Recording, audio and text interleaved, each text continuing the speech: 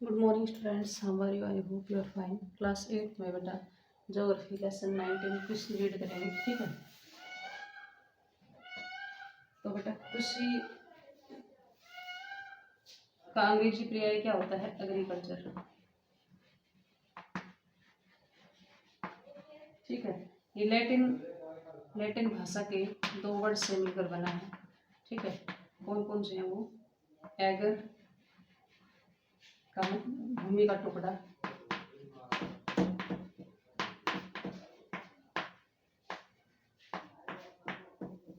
और culture, culture मतलब जुताई करना, ठीक है। उनकी भूमि का टुकड़ा जो जिसकी जुताई की जाती है, ठीक है। अब आता है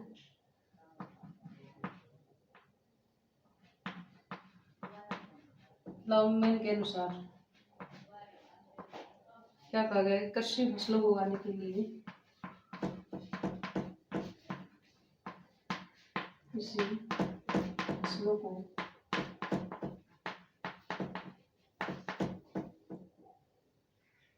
उगाने के लिए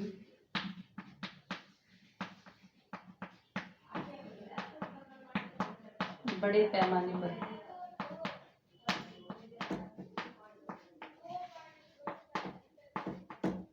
भूमि पर खेती करने का विज्ञान है।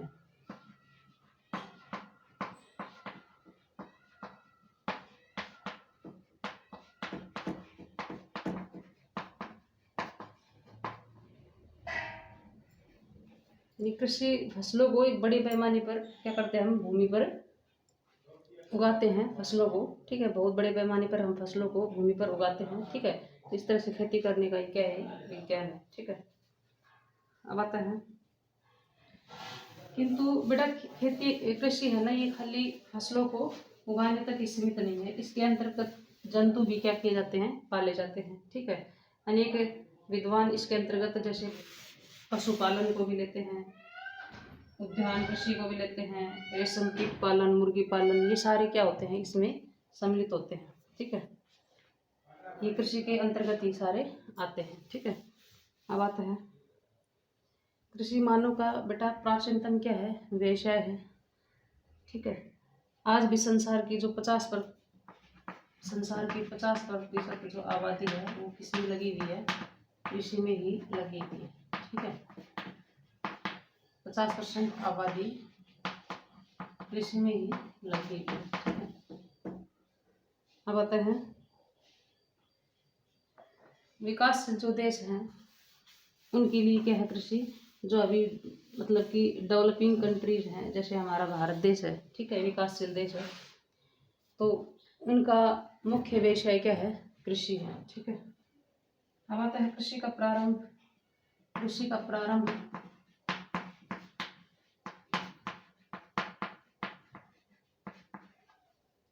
5000 ईस्वी पूर्व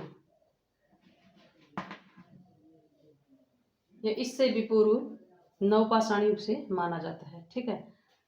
आरंभ में जो नदियाँ होती थी, नदी घाटी से बताई थी, जैसे इंडस वैली सिविलाइजेशन थी, है ना, हमने पढ़ा था। तो वहाँ पर जैसे नदियाँ बहती थी तो वो अपने साथ मिट्टी वगैरह जमा करती थी, हर साल नई मिट्टी जमा करती थी, ठीक है। तो इससे वो एरिया क्या होता था? फर्टाइल होता था। तो नदी घाटियाँ जहाँ विकसित सभ्यताएँ विकसित हुई थी नदी घाटियों के पास, ठीक है, तो वहाँ पर उनके किनारे और जो नदियाँ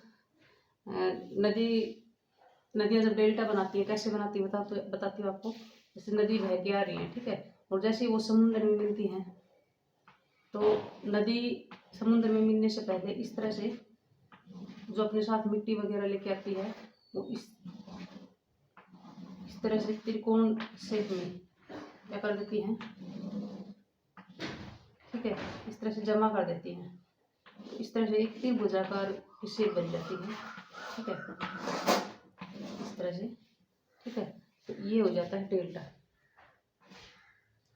तो इन डेल्टाओं पर और जो नदी घाटियों का जो क्षेत्र था वहाँ पर क्या होती थी? फर्टाइल एरिया होता था, वहाँ पर क्या की जाती थी? कृषि की जाती थी, ठीक है। बाद में इसके बाद कृषि शुष्क जो ड्राई एरियाज होते थे वह शीत क्षेत्रों में भी खेती की जाने लगी। पहले तो जो नदी घाटी के क्षेत्र थे वहीं खेती की जाती थी, लेकिन बाद में शुष्क और शीत क्षेत्रों में भी खेती की जाने लगी। ठीक है,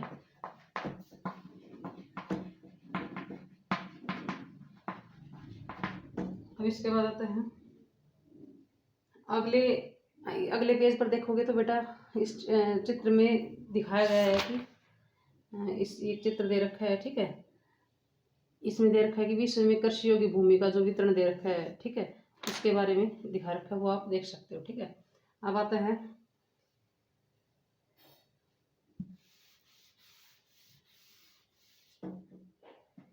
ऊंचावच। ठीक है, मिट्टी, तापमान, वर्षा, ये सारे क्या है फसल उत्पादन के लिए महत्वपूर्ण क्या होते हैं, कारक होते हैं। ठीक है, अब आता है जो भिन्न भिन्न फसल है बेटा उनको ऊष्मा आर्द्रता, जो आर्द्रता, पोषक तत्वों की क्या होती हैं,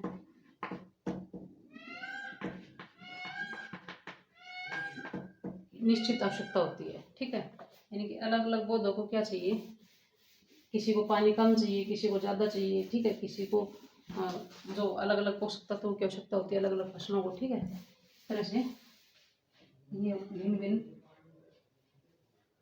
आवश्यकताएं होती हैं। ठीक है, कुछ फसलें उष्णकटिबंधीय जलवायु में तथा अन्य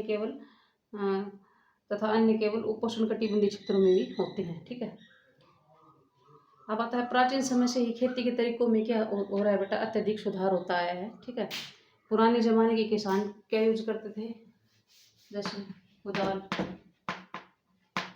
हल, दराती जैसे साधारण औजारों का प्रयोग करते थे। ठीक है, धीरे धीरे बैलों से खींचे जाने वाले हल का प्रयोग किया जाने लगा। धीरे धीरे बैलों से खींचे जाने वाले हल का प्रयोग किया जाने लगा। ठीक है, और वर्तमान में अब जो सभी विकसित देश हैं वो मशीनों से भी क्या करते हैं, कार्य करते हैं। अब जैसे आपको पता है पहले लोग खाली कुदाल, हल, इस तरह के औजारों से काम करते थे, बाद में फिर वो बैलों की सहायता से हल को चलाने लग गए। ठीक है, या कैमल की सहायता से चलाने लग गए।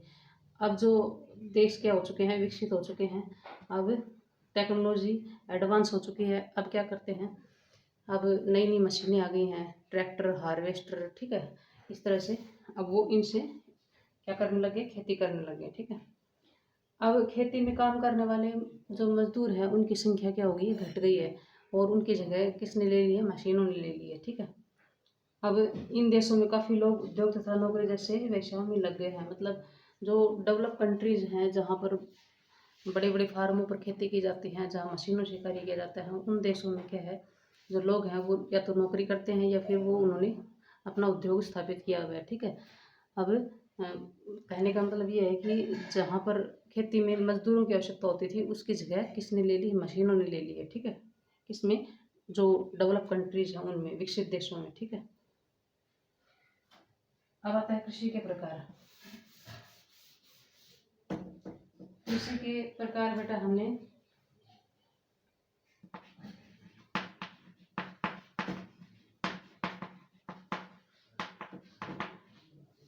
ठीक है, ये कृषि के प्रकार हैं। तो बेटा खेती की विधियां, फार्म का आकार, औजार और उपयोग की जाने वाली जितनी भी तकनीकें हैं, उगाई जाने वाली फसलें हैं, किसानों द्वारा पाला जाने वाला जो पशुधन है, उनके लाभ है, उनके आधार पर कृषि दो प्रकार की होती है। पहली आती है निर्वाह कृषि,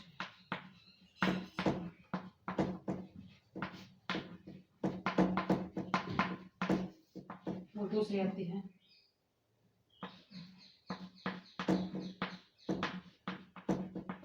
वाणिज्यिक कृषि। ठीक है, तो ये जो दोनों कृषि के प्रकार हैं कल हम रीड करेंगे।